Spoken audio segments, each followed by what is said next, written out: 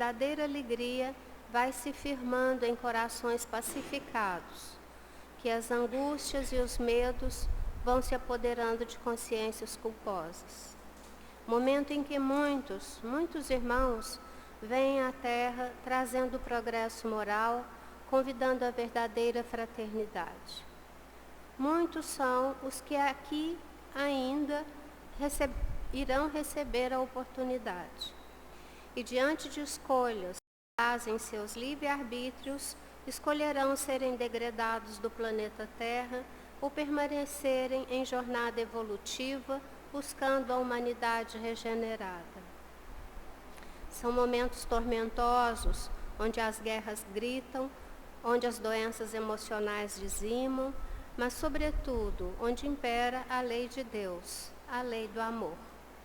A Terra não mais será hospital de espíritos doentes do ego, não mais será prisões onde consciências atormentadas buscam o resgate de suas penas, mas se firmará a escola santa no aprendizado desse amor, amor sublimado que se sente e que se doa sem exigências. São períodos que, por mais que nos pareçam tormentas, anunciam o raiar do sol, da alegria. Independente da nomenclatura. Alegria dos que reconhecem em si a autoria do Pai, Deus. Ah, meus amados, são momentos de muita riqueza, riqueza espiritual para aqueles que despertam em momentos de despedidas, para os que ainda teimam e se comprazem nesse apego à ilusória materialidade. Nesse momento, então, elevamos o nosso pensamento a Deus, aos nossos bons espíritos, amigos espirituais, que sempre estão do nosso lado. Que nós possamos receber nesta tarde as bênçãos que vêm do alto, iluminando as nossas mentes, trazendo paz aos nossos corações, trazendo a alegria de poder conviver uns com os outros, de estarmos aqui na Terra, experienciando e vivenciando este momento tão santificado. Que o teu amor, Senhor Jesus, iluminando os estudos que se fazem nesse momento, e que o Senhor esteja sempre a nos proteger, a nos guiar, a nos mostrar o caminho correto a seguir. Que assim seja. O nosso estudo, então, hoje se dará com o Livro dos Espíritos, que a Virgínia fará para nós a explanação, e logo após a Heloísa fará.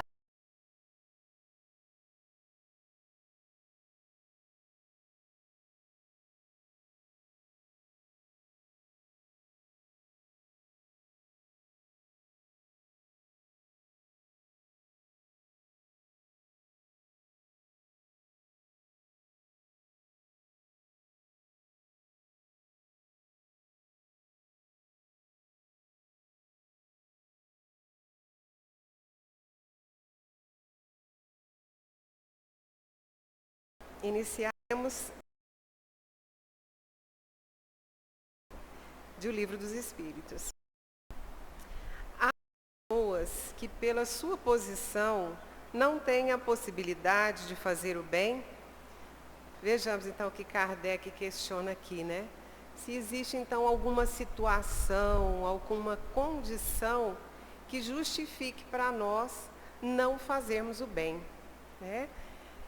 Então os Espíritos vêm nos esclarecer. Não há ninguém que não possa fazer o bem. Somente o egoísta nunca encontra condições. Bastam as relações sociais com os outros homens para encontrar ocasião de fazer o bem. E cada dia de vida dá oportunidade a quem não esteja cego pelo egoísmo. Fazer o bem não é somente ser caridoso, é ser útil na medida de vosso poder todas as vezes que vossa ajuda se fizer necessária. Então vejamos como é clara essa situação. Sempre, não tem dia, não tem hora, não tem condição, não tem situação. Sempre que não formos dominados pelo egoísmo, ou seja, vermos somente a nós mesmos, percebermos apenas a nossa dor. Esse egoísmo, quando ele não nos corrói, quando ele não nos domina, nos dá abertura, nos dá a condição de encarar essa verdade, seja onde for, como estivermos, seja em qualquer momento das nossas vidas, sempre podemos fazer o bem. E que nos chama a atenção, fazer o bem não é apenas ser caridoso, é a todo momento. Às vezes, a caridade, muitas das vezes, conseguimos planejar, conseguimos observar, mas fazer o bem, respeitar, ser gentil, o que nos custa isso? Que condição nós precisamos esperar para ser gentil? Para auxiliar as mínimas coisas que acontecem à nossa volta? Entender a vez do outro, entender a dor do outro com aquele desejo de fazer o bem, de estar ali para servir. Então isso não requer de nós absolutamente nenhuma predisposição, nenhuma condição favorável. É a todo momento. É saber que, às vezes, o irmão que sofre por uma dor, por algo que nós não conseguimos entender, mas por que sofre? Por causa disso, só isso? A minha dor é muito maior, muitas vezes nos passa isso pela cabeça. Eu estou com um problema muito maior. Mas não, meus irmãos. É o contrário. Pode ser que aquele problema que você sabe resolver tão facilmente, aquele teu irmão não saiba. E você esteja ali justamente para mostrar o caminho. Num olhar, num pensamento positivo, numa vontade que ele consiga. Que ele saiba o que para você hoje é tão fácil. Então é sair dessa dor que nos afunda no egoísmo, porque nós sabemos, temos dores, sofremos por elas, precisamos de ajuda. Nem isso pode nos impedir de servir, nem isso pode nos impedir de fazer o bem. É o recado que a espiritualidade, é o ensinamento que essa resposta nos traz. E aí vamos para a pergunta 644. O meio onde alguns homens vivem não é para eles a causa primeira de muitos vícios e crimes? É aquela situação onde nós muitas vezes julgamos que o meio é arrebatador, que o meio é a causa primeira, é o que faz com que aquela pessoa se entregue também ao vício, à violência. Então, esse olhar, a pergunta de Kardec é justamente sobre isso. Se esse meio é realmente essa causa primeira, essa motivação daquele ser se envolver, então, em situações viciosas, em situações criminosas, enfim. E os espíritos respondem, sim, mas isso ainda é uma prova escolhida pelo espírito no estado de liberdade ou na erraticidade. Ele quis se expor à tentação para ter o mérito da resistência. Então, esse nosso julgamento, muitas das vezes, que nos arrebata a olhar aquilo, não tem nem como ajudar, não tem como, aquela pessoa está entregue, o meio a transformou naquilo. Vamos mudar esse olhar. Vamos entender a capacidade, a coragem desse espírito que busca na tentação o mérito da resistência. Busca na tentação, muitas das vezes, levar até a uma mudança de olhar, a uma modificação daquele ambiente. Então, não igualemos, não generalizemos, somos indivíduos, cada um com a sua prova, com a sua expiação, com a sua necessidade e com a sua coragem.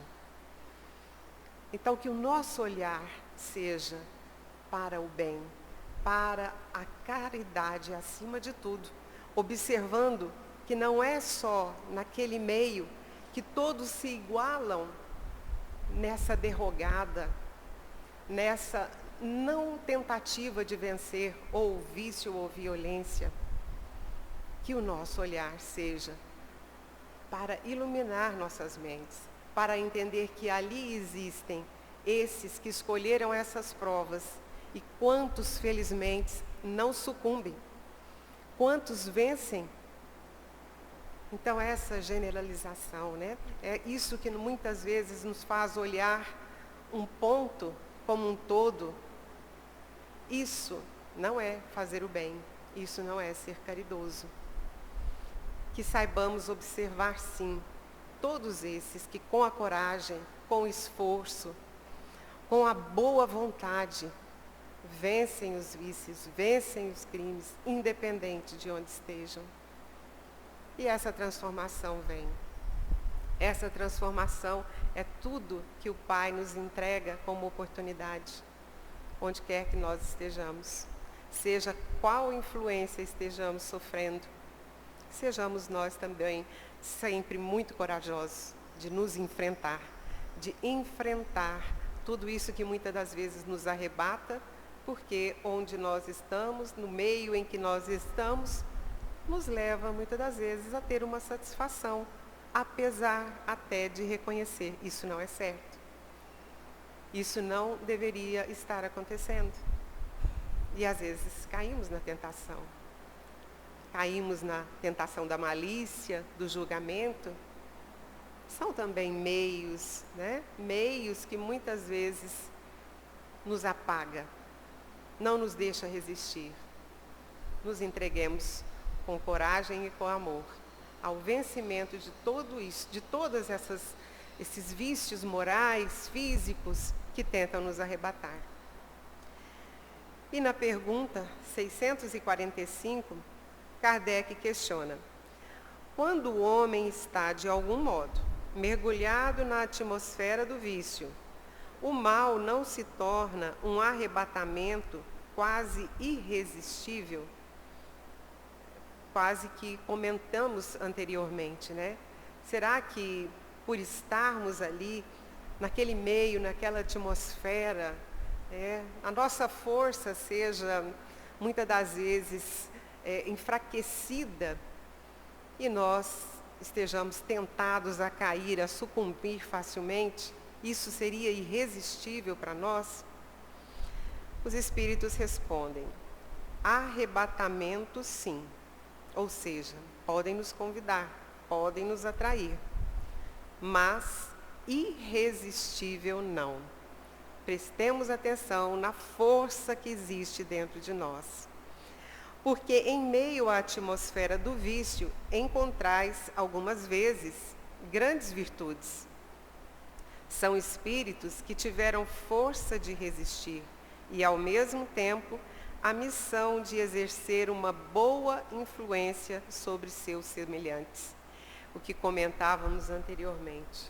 Essa força que nós temos de vencer o mal, que é, sabemos nós, fazendo bem.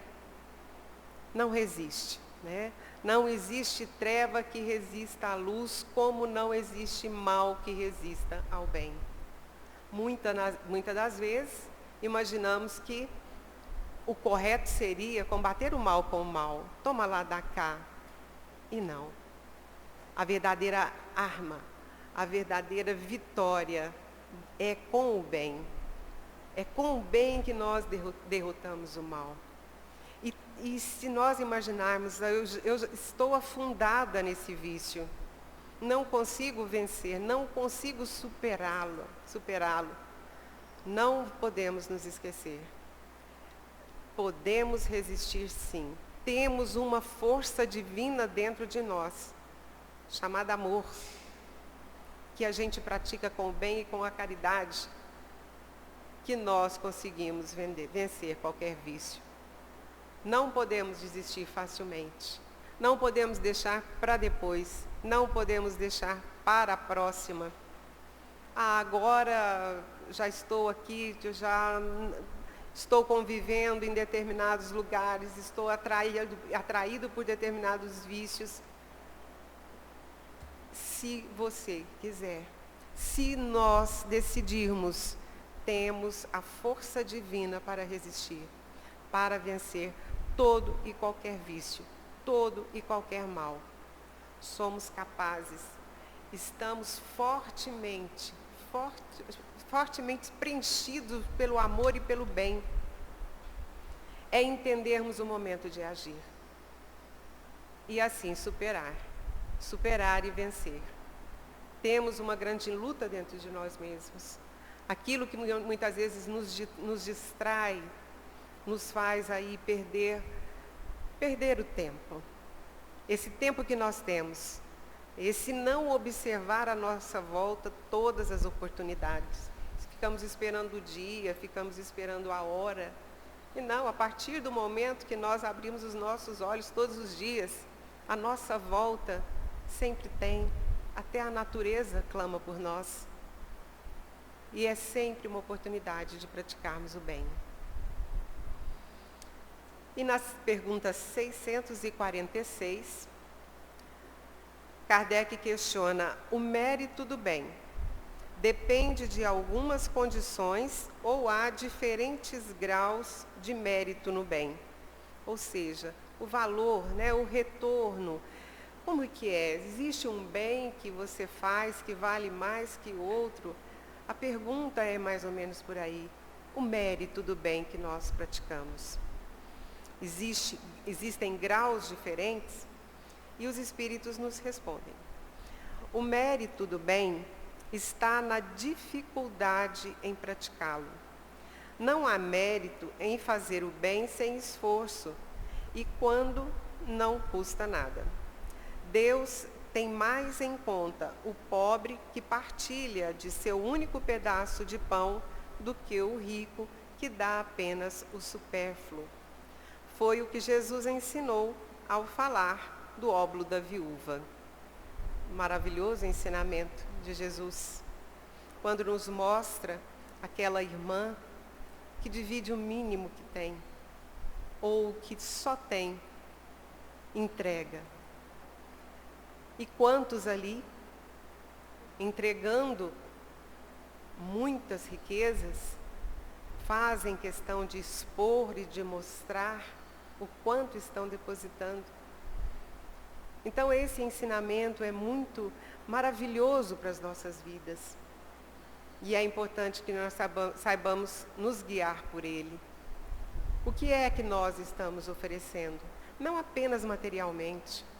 O que é que nós estamos oferecendo do nosso tempo? Do nosso querer? O que eu desejo?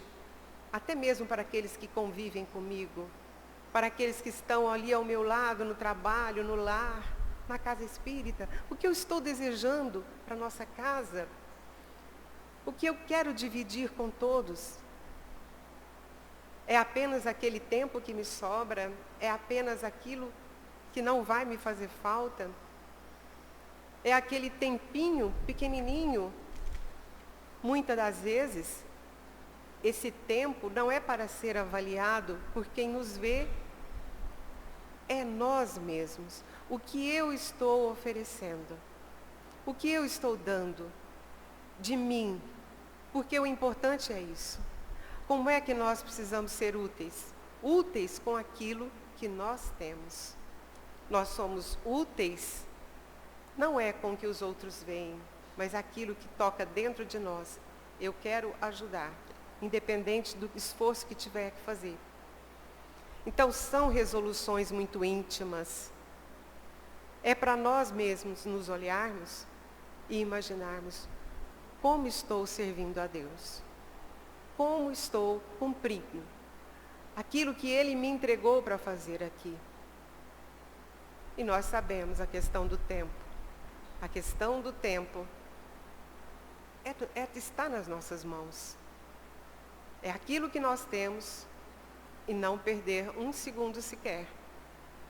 Seja para prestarmos o socorro imediato, seja para imaginarmos a continuidade, tudo aquilo que ainda depende de nós, na transformação de vidas que estão ao nosso lado, na transformação de nós mesmos, é não perder tempo. É saber entregar muito mais de nós, não para que os outros vejam, não para que os outros calculem o tempo que eu estou dedicando, mas para que nós tenhamos a consciência, fiz tudo o que estava ao meu alcance.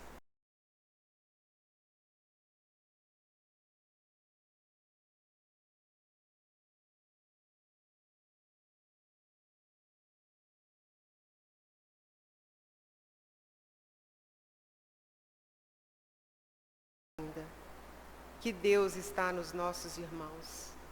É ali que Ele precisa de nós. Então olhemos para todos que cruzarem os nossos caminhos. Olhemos com os olhos de quem quer fazer o bem. E a condição virá. Porque sabemos que não precisamos esperar ter ou ser. Estamos aqui, estamos a caminho. Então tem algo para fazermos. Deus nos entregou oportunidades e a gente necessita abraçá-las. Necessitamos estar sempre prontos para servir, para amar e para fazer o bem. Que Jesus nos abençoe, nos ilumine sempre e que nós tenhamos sempre os nossos olhos, os nossos ouvidos, as nossas mãos e sentimentos prontos para amar e fazer o bem. Que Jesus nos abençoe.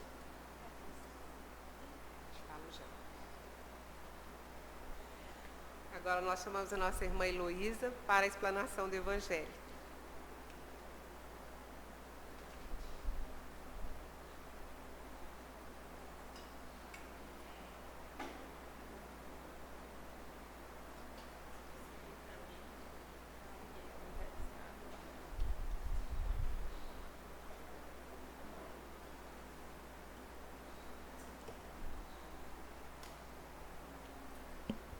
Boa tarde, meus irmãos. Que o amor de Jesus e que essas boas vibrações continuem a nos envolver. Boa tarde, irmãos online no YouTube. E vamos dar continuidade ao estudo do Evangelho segundo o Espiritismo. Nós estamos no capítulo 13, que a vossa mão direita não saiba o que faz a esquerda. E por coincidência, nós sabemos que não existe acaso. Mas hoje nós trataremos do óbolo da viúva, que a nossa irmã Virgínia acabou de citar no estudo do Livro dos Espíritos. Nós estamos no item 5, e essa passagem ela se encontra no Evangelho de Lucas e Marcos. E eu vou lê-la para que nós possamos dar prosseguimento ao estudo. E estando Jesus assentado defronte de onde era o gasofilácio, observava ele de que modo deitava o povo ali o dinheiro. E muitos que eram ricos deitavam com a mão larga. E tendo chegado uma pobre viúva, lançou 2 pequenas moedas, que importavam R$1. E convocando seus discípulos, lhes disse: na verdade, eu vos digo, quem mais deitou foi esta pobre viúva do que todos os outros que deitaram no gasofilácio. Porque todos os outros deitaram do que tinham na sua abundância, porém ela deitou da sua mesma indigência tudo o que tinha e tudo o que lhe restava para o seu sustento. Marcos, capítulo 12, versículos 41 ao 44, Lucas, capítulo 21, versículos do 1 ao 4. Quando Jesus nos chama a debruçarmos o entendimento a respeito do óbolo da viúva, ele vem trazer para nós um questionamento muito profundo e muito íntimo. A balança de Deus, ela pesa quantidade ou ela pesa qualidade? E quando ele fala que aquela viúva doou tudo que tinha, aquelas 2 moedas de um valor ínfimo, ela vale muito mais aos olhos de Deus do que aos olhos dos homens. Por quê? Porque Deus sabia da intenção daquela mulher. Porque Deus sabia que ela não estava pensando em si, ela estava pensando em servir, pensando no próximo. Ela estava dispondo do seu interesse pessoal em detrimento do outro. E aqui nós podemos ver, então, uma lição a respeito da caridade material e da caridade moral. E o que é a caridade material? A caridade material é o que vem à nossa mente quando nós falamos o termo fazer a caridade. Qual que é a primeira coisa que vem à nossa mente? Muitas vezes auxiliar o nosso próximo com alimentos, com roupa, com remédio, com coisas materiais. Essa caridade é importante? Muito, meus irmãos. Nós estamos encarnados em um mundo material.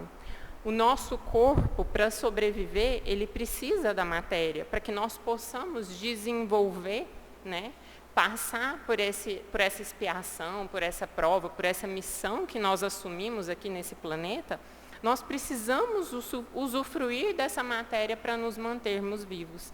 Então, essa caridade, ela é, sim, muito importante.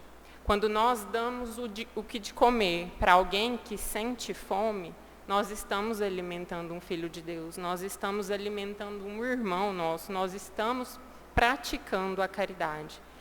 Mas nós devemos praticar essa caridade em um sentido ainda mais amplo e profundo.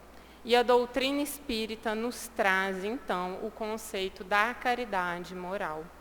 E no que consiste essa caridade moral? E a nossa irmã Virgínia já trouxe, no estudo anterior, boa parte dessa resposta para nós. Consiste olhar o outro e enxergar um irmão, olhar o outro, enxergar um filho de Deus e fazer ao outro aquilo que nós gostaríamos que nos fosse feito. Enxergar a dor que o outro sente e tentar auxiliar e tentar aliviá-lo de alguma forma. Se eu estivesse naquela situação que o meu próximo está, o que eu gostaria que me fosse feito? Na questão 886 de O Livro dos Espíritos, que é muito falada e muito famosa, Kardec questiona aos espíritos superiores qual era o sentido da caridade como entendia Jesus. E os espíritos superiores nos respondem: benevolência para com todos, indulgência para com as imperfeições alheias e o perdão das ofensas. Ser bons onde quer que nós estejamos, em qualquer situação que nos chegar. É interessante que quando eu estava estudando para montar esse estudo, eu estava ouvindo algumas palestras. Não vou me lembrar o nome do palestrante, eu lembro que é Paulo, mas não lembro o sobrenome. E ele dá um exemplo de algo que aconteceu com ele, no momento do desencarne do pai.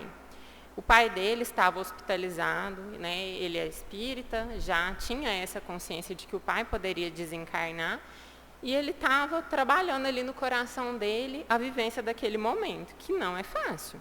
Por mais que nós sejamos espíritas, que saibamos que é só uma existência na matéria, a saudade da separação, ela existe. Ela é real e ela causa, sim, em nós sentimentos. Então, Paulo estava ali se preparando para aquele momento e ele recebe uma ligação de madrugada. Ele atende, era o médico do hospital que o pai dele estava internado, e o médico, muito frio, muito seco, falou: olha, Paulo, eu preciso que você me traga tais documentos no hospital. Ele acorda a esposa, fala do que estava acontecendo, se despede dela e se dirige ao hospital com os documentos que o médico pediu. Quando ele chega no hospital, o médico foi muito frio com ele novamente e fala: olha, seu pai desencarnou, eu preciso desses documentos para fazer o obituário. Ele entrega os documentos e o médico entra para dentro do posto de atendimento e vai cuidar da questão burocrática. Eis então que há a troca de plantão que era no período da madrugada, quando amanhece, houve a troca de plantão e uma outra médica entra nesse plantão. Ele pergunta, né, para a atendente, cadê o doutor fulano, que ele estava preocupado, ele queria ainda se despedir do pai, e a atendente fala, olha, ele não está mais aqui, o plantão foi trocado. E aí chega essa médica que assumiu o plantão. E quando ela vê ele sentado, ele conta que ela chegou e sentou do lado dele, colocou a mão na sua perna e falou, eu sinto muito pelo que você está passando. Eu não consigo mensurar a sua dor, mas descanse nos braços de Deus. Ele vai confortar o seu sentimento, ele vai confortar tudo que você está passando agora. E eu estou aqui à disposição para o que você precisar. Eu vou continuar no plantão, ela entrega o obituário a ele, mas ele fala que a postura daquela mulher tocou ele naquele momento. Ele volta os olhos para ela e fala, doutora, muito obrigada pelas suas palavras. É um momento muito difícil que eu estou passando e eu nunca irei me esquecer isso que você acabou de me dizer. Eu sei que eu posso ser mais um filho de algum paciente que tenha passado por aqui, mas eu nunca vou esquecer isso que você me falou nesse momento. Porque ser médico dos homens requer esforço e dedicação. Agora, ser médico de almas requer sensibilidade. E a senhora me tocou com as suas palavras. Ele fala que os olhos daquela médica encheu de lágrima, ela se despediu dele, voltou para o plantão. Mas naquele momento, aquela mulher, sem dispor de nada material, foi caridosa com aquele irmão, que ela sequer conhecia, que ela sequer vai voltar a ver. Ele conta que depois do óbito do pai, nunca mais teve notícias da médica, mas aquela situação ficou marcada. Por mais que ele fosse espírita, ele recebeu em um momento que ele estava necessitando. E a caridade moral, meus irmãos, consiste nisso, em ter esse olhar de empatia. Muitas vezes, na correria do dia a dia, nós nos colocamos como se fosse em um piloto automático. A gente tem muita coisa para fazer, tem muitos afazeres, o dia precisava ter 48 horas para a gente conseguir dar conta de todas as nossas tarefas, de todas as nossas atividades. E muitas vezes, nesse modo automático, nós esquecemos de olhar nos olhos daqueles que nos cercam e perceber, talvez, a dificuldade que o outro está passando. Nós temos a dificuldade de nos sensibilizar com pequenas coisas que o nosso próximo está passando. Porque, às vezes, é a falta de tempo, é a correria. Mas todos os dias nós temos a oportunidade de pararmos, olharmos e servirmos, sermos instrumentos de Deus, praticarmos essa caridade moral. Para nós praticarmos essa caridade, nós não precisamos de absolutamente nada material. Kardec começa a explicação a respeito do óbolo da viúva, dizendo exatamente isso, que muitas vezes nós condicionamos e até mesmo lamentamos a falta de posse de bens materiais para fazermos mais. Se eu tivesse um salário melhor, eu poderia ajudar mais pessoas, eu poderia doar mais cestas, eu poderia doar mais roupas. Mas o que Deus espera de nós não é a quantidade, é a qualidade. É o que nós estamos doando de nós naquele momento de entrega. Nós não precisamos condicionar a ter o material. Tanto que a questão 643 do Livro dos Espíritos, que foi a questão que a nossa irmã começou o estudo de hoje, nos diz de uma forma muito clara. Existe algum ser que não vai estar em condições de fazer o bem? Não. A justiça divina, se algum dos nossos irmãos não tivesse condição de praticar o bem? Não. Mesmo o mais pobre, mesmo o mais miserável, mesmo que passa pela prova mais dura da pobreza, até o mais rico tem a mesma oportunidade de praticar a caridade. Basta desejar, basta abrir o olhar e sair dessa cápsula que a gente pode chamar de orgulho e egoísmo que nos cega. Porque muitas vezes, quando nós condicionamos essa prática da caridade a ter bens materiais, será que nós não estamos querendo satisfazer primeiro o nosso interesse para doar do supérfluo? Para fazer como os ricos que passavam pelo gasofilácio, doando aquilo que não vai fazer diferença? É uma questão que nós devemos refletir. Quantas pessoas não doam de si? Assim como a médica, nós temos também o exemplo do nosso irmão Jerônimo Mendonça, que por muitos anos atendeu na cidade de Ituiutaba. Jerônimo Mendonça, no final da sua vida, ele não tinha mais movimentos, ele estava acamado. E ainda assim, várias e várias pessoas iam visitá-lo. Por quê? Porque as suas palavras levavam consolo, levavam aconchego, ligavam aquelas pessoas, aqueles corações sofridos, a Deus. Ele não precisava de nada material para poder praticar essa caridade. Ele precisava apenas falar, ouvir, ser escuta, ser ombro amigo. Nós estamos passando por um momento em que está sendo muito divulgado várias pessoas tirando a própria vida nas redes sociais. Várias pessoas famosas, várias pessoas, né, que têm uma certa notoriedade na mídia. Não só elas. Nós sabemos que por trás, né, desses holofotes, muitas pessoas também tiram a vida. Por muitas vezes estarem passando por momentos de dificuldade, onde uma escuta amiga poderia direcionar a uma escuta profissional que poderia salvar aquele indivíduo do suicídio. Quantas vezes não bombardeamos com a nossa língua o outro sem saber o impacto que aquilo causa no emocional daquela pessoa?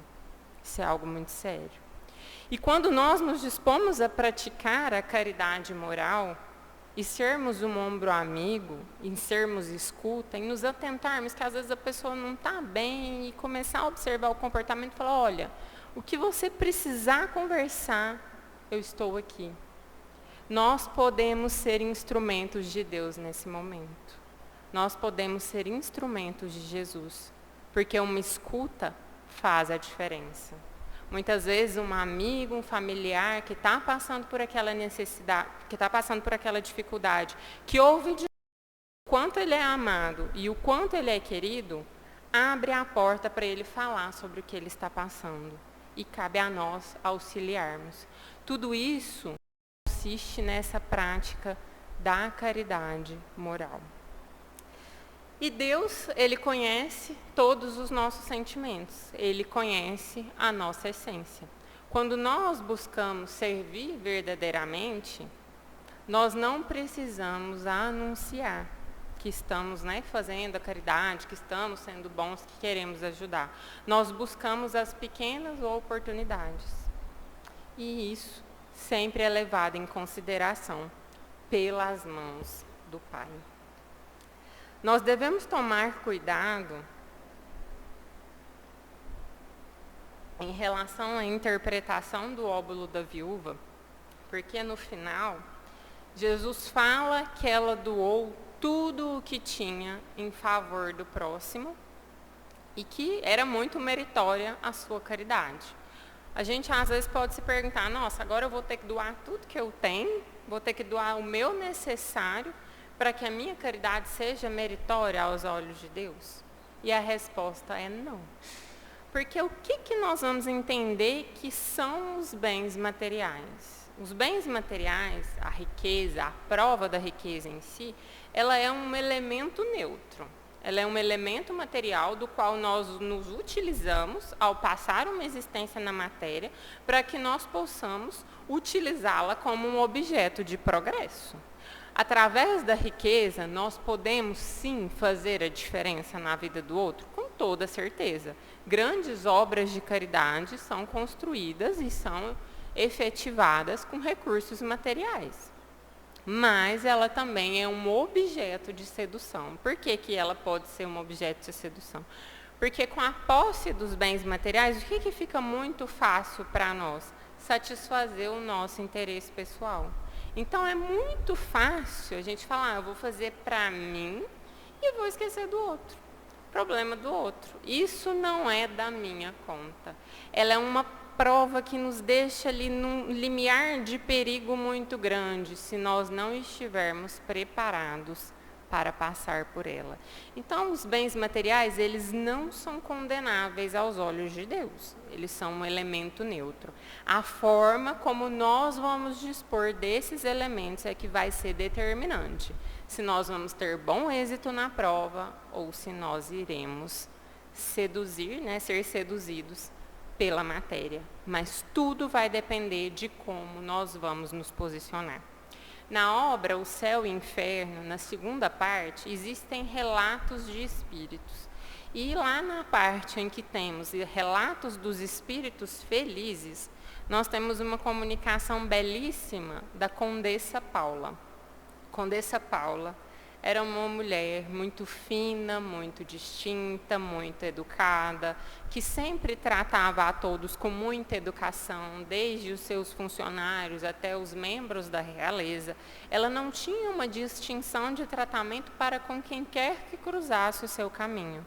Ela era uma moça, muito bonita, lá descreve que ela tinha uma aparência bela, e ela não tinha nenhum problema de saúde. Então, ela passou por uma existência na matéria tranquila, feliz.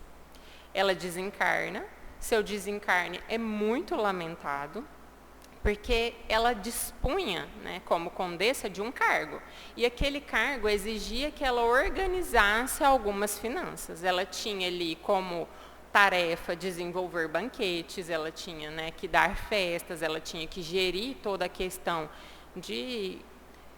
a parte financeira ali do palácio, e ela fazia isso com maestria. Ela dava as festas à altura do que o seu cargo pedia, mas ela se atentava sempre em não gastar com coisas supérfluas. Assim, no seu orçamento, ela sempre destinava metade do valor à prática da caridade. Ela sempre destinava aquele valor aos infortunados, a auxiliar aqueles que mais necessitavam. E isso para ela era inegociável. Ela sempre fazia com que sobrasse aquela quantia para que ela pudesse praticar a caridade material. Condessa Paula, após 12 anos do seu desencarne, ela é evocada na Sociedade Espírita por um parente que havia iniciado ali os seus estudos na doutrina espírita. E ela vem e dá a seguinte comunicação: que ela era muito feliz onde é que ela estava, que ela não podia descrever tamanha beleza do mundo ao qual ela se encontrava, que a beleza que ela via lá não se comparava nem às joias, nem aos palácios que eram ostentados aqui, que a nossa beleza era, das belezas naturais, não chegava nem aos pés do que ela estava vendo lá. E ela fala que ela está muito longe de chegar à condição de um espírito puro, mas ela já estava em um lugar onde não reinava orgulho e egoísmo. Onde quer que ela ia, trabalhando na seara de Jesus, na obra da regeneração, ela fala que ela encontra rostos amigos, nos quais ela tinha um prazer enorme em encontrar e trabalhar e buscar e auxiliar. E ali ela fala que os espíritos não sentiam mais a fadiga do corpo, mas que eles trabalhavam incessantemente. Eles buscavam o auxílio ao próximo, aos irmãos da terra, aos mundos, aos outros mundos. Então ela fala que há como se fosse uma cooperação universal. E ela descreve da vontade de morrer, gente? Na hora que ela vai falando aquilo ali, fala, nossa, meu Deus, vontade. Porque coisa mais linda, só que a gente esquece o que a gente está fazendo aqui. Mas é muito bonito quando ela vai dando toda a descrição de como é o lugar que ela está. E ela fala que ela só conseguiu estar onde ela estava com o suor de muito esforço. Que antes de vir para essa última encarnação conhecida na Terra, que ela passou pela prova da riqueza, ela pediu várias existências na prova da miséria, porque ela tinha muito medo, ela sabia que a prova da riqueza ia ser uma prova muito difícil, que muitos espíritos se precipitam ao pedir essa prova e acabam sofrendo com essa sedução da matéria. Então ela se preparou para entrar firme naquela encarnação e fazer bom uso dos bens materiais. Condessa Paula é um exemplo claro, lindo, de como é importante empregar bem esses bens materiais, empregar bem essa riqueza, passar por essa prova com leveza, porque ela passa com leveza. E ela se encontra em uma condição, né, vamos dizer assim, feliz, porque ela mesma descreve ali que ela está em uma condição feliz. E quando, lá no final da comunicação, ela vem, né, nos dar uma advertência, ela fala, né, para os que passam a prova da miséria, coragem, tudo é transitório, tudo é passageiro. E aos ricos, cuidado, porque o verdadeiro tesouro não são os bens materiais, mas sim a graça que vem de Deus. A graça ao passar por essa prova com louvor. Então, meus irmãos, que nós possamos, né, diante das pequenas situações que nos chegam cotidianamente, ter olhos de ver, ouvidos de ouvir o chamado de Jesus na obra da regeneração. Nós já estamos em condição de servirmos nas pequenas coisas, em compreendermos o que é dedicar ao próximo, dedicar o nosso tempo, a nossa atenção, falar um bom dia, realmente desejando que a pessoa tenha um bom dia e que assim, que cotidianamente, com essas pequenas transformações, nós possamos regenerar o nosso coração. Que Deus nos abençoe.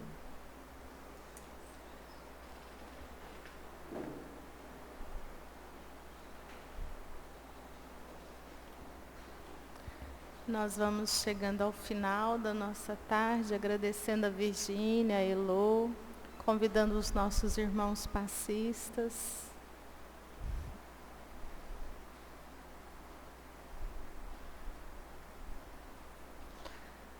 Enquanto os passistas entram na sala do passe, lembrar que a gente já está com a nossa campanha de Natal 2023.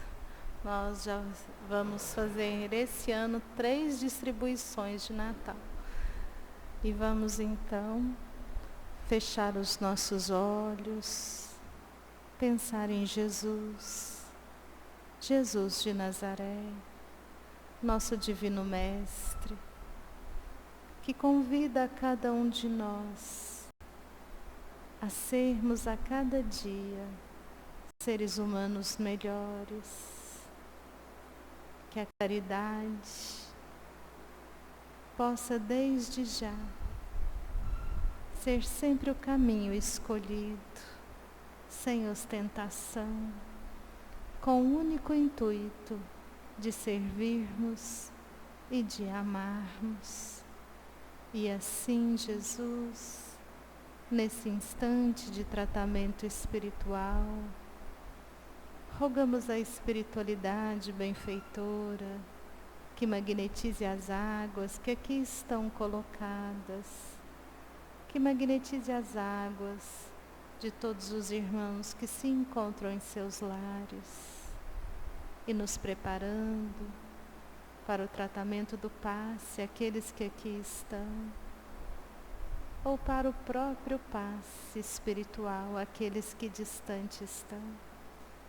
Vamos todos juntos elevar a Deus a nossa gratidão, a nossa rogativa pelo planeta Terra e a oração que nos ensinastes.